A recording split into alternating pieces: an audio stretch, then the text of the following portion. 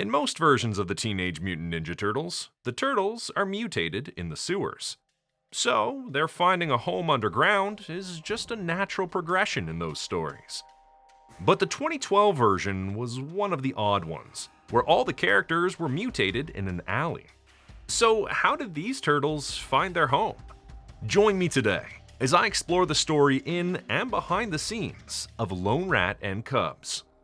You very likely know how this story began by now. Hamato Yoshi was living in New York and one day bought 4 baby turtles from a pet store. On his way back home, he bumped into a mysterious stranger who piqued his curiosity. Yoshi turned around the corner to spy on this guy talking to another in a very unnatural way. The other guy was holding a glowing canister of ooze. It turned out that fate wasn't done with Hamato Yoshi yet. After a squeaky rat gave his presents away, 4 of these beings attacked him. These guys were, of course, part of the Krang, and during battle, the ooze canister burst, sliming Yoshi and the turtles and transforming them into mutants. Many years later, Splinter had the preteen turtles lined up for a very special occasion.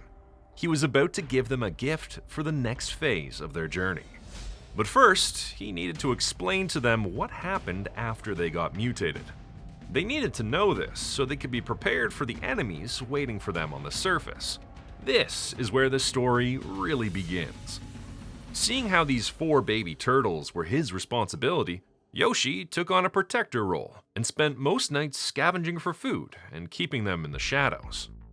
But the Krang knew about the incident, and they were using DNA trackers to capture, study, and exterminate them. After hearing about the Krang's plans, Yoshi wasn't sure what they were, but he knew they weren't human, and it was only a matter of time before they found them.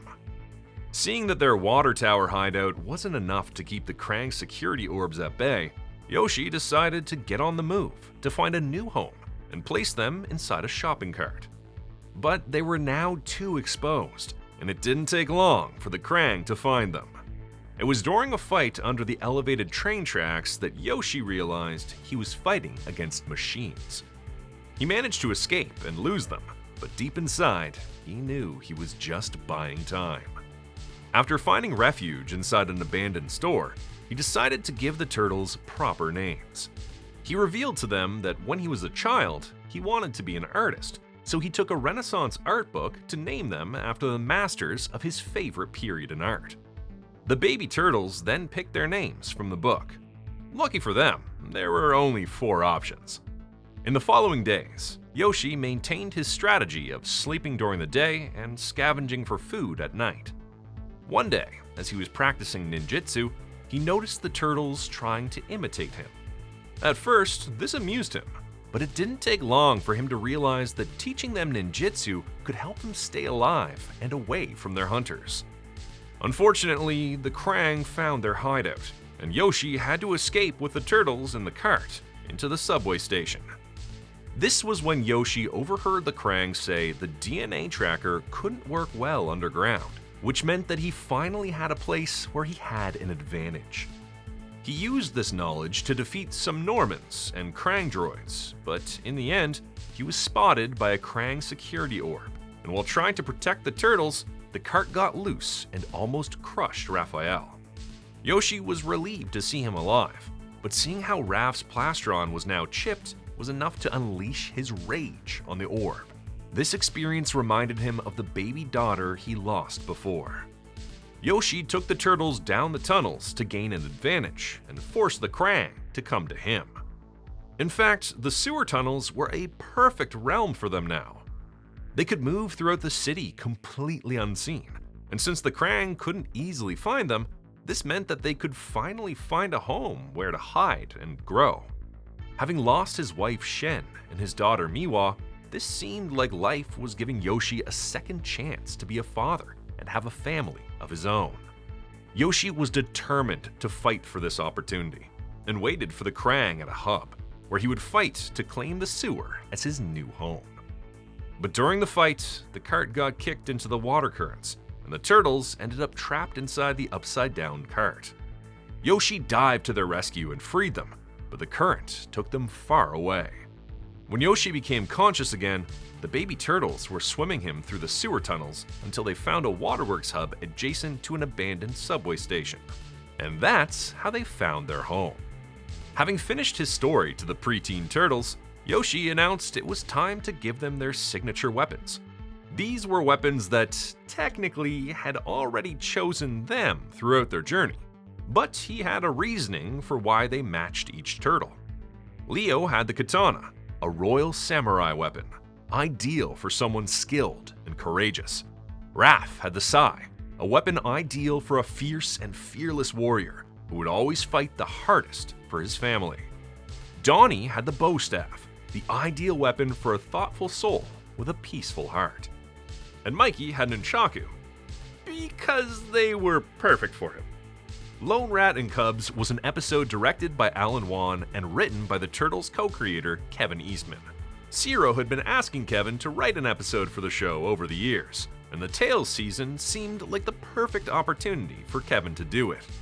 After all, they brought in Stan Sakai to write an arc with his own creation, Miyamoto Usagi.